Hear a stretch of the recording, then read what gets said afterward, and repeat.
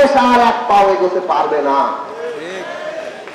কাজেই আপনারা শ্রমিক ভাই বোনেরা ঐক্যবদ্ধ হন, নিজেদের এমন ঐক্য গড়ে তুলুন যাতে সংগ্রামের মধ্য দিয়ে আমরা আমাদের দাবি আদায় করতে পারি। সংগ্রাম ছাড়া মনে রাখবেন কোন দাবি আদায় হবে না। এমনকি এত বড় অভ্যুত্থানের পরেও লড়াই ছাড়া কিন্তু দাবি আদায় হচ্ছে না। এইটা বারবার মনে রাখবেন। যতক্ষণ আমরা লড়াই করছি ততক্ষণ আমরা জীবন্ত আছি, ততক্ষণ আমাদের সামনে ভবিষ্যৎ আছে। আজকের বাংলাদেশ আমরা 5ই আগস্টের পর থেকে শুরু থেকে পরিষ্কার করে বলছিলাম যে আমরা ফ্যাসিস্ট সরকারের পতন ঘটিয়েছি, এখন ফ্যাসিবাদী ব্যবস্থাকে বিদায় করে একটা গণতান্ত্রিক রাজনৈতিক ব্যবস্থা, একটা নতুন গণতান্ত্রিক রাজনৈতিক বন্দোবস্ত আমাদের প্রতিষ্ঠা করতে হবে।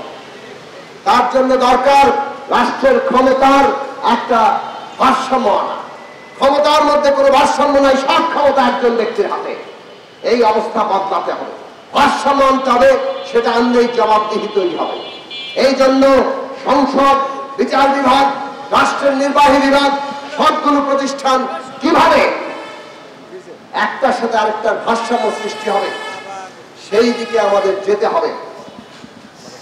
আমরা বলেছি সংস্কারের প্রস্তাবগুলো আপনারা সুনির্দিষ্টভাবে আনেন। মাঠের অলরাউন্ডার আমি, আর ঘরের all rounder Tylox. Tylox toilet cleaner, clean মানেই টাইলক্স। এবং তার উপরে সকলের মতামত নেন, যেগুলো সর্বসম্মত হয় সেটা জাতীয় সনদ আকারে তৈরি করেন, যেগুলো নিয়ে দ্বিমত থাকে সেগুলো জনগণের কাছে যাবে, জনগণ ভোটের মাধ্যমে নির্বাচিত করবে কোনটা বাংলাদেশে দরকার। এইটা যদি আমরা নিশ্চিত করতে পারি তাহলে ন্যূনতম জাতীয় ঐক্য থাকবে। ন্যূনতম জাতীয় ঐক্যমত্য রক্ষা করা দরকার।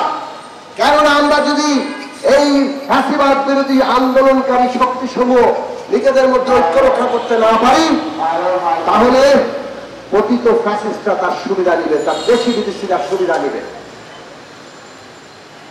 আজকে সেই কারণে আমরা বলেছি বিচার, সংস্কার এবং নির্বাচন, এই তিনটি বিষয়ে সুস্পষ্ট রোডম্যাপ সরকার ঘোষণা করুক, তাতে রাজনৈতিক স্থিতিশীলতা আসবে। কিন্তু আমরা দেখলাম এই বিষয়ে সরকার নানা পক্ষের চাপে অথবা নানা কারণে যেভাবে সুস্পষ্ট রোডম্যাপে যাওয়া দরকার ছিল সেটা জাননি। না যাওয়ার পরিণতি আমরা আজকে দেখছি। একটা ভয়ঙ্কর অস্থিরতা, উত্তেজনা সমস্ত রাজনৈতিক অঙ্গনে তৈরি হয়েছে এবং আন্দোলনকারী শক্তি যারা ফ্যাসিবাদের পতন ঘটিয়েছে তাদের মধ্যে আজকে একটা অনৈক্য সৃষ্টি হয়েছে, পরস্পর মুখোমুখি অবস্থা তৈরি হয়েছে।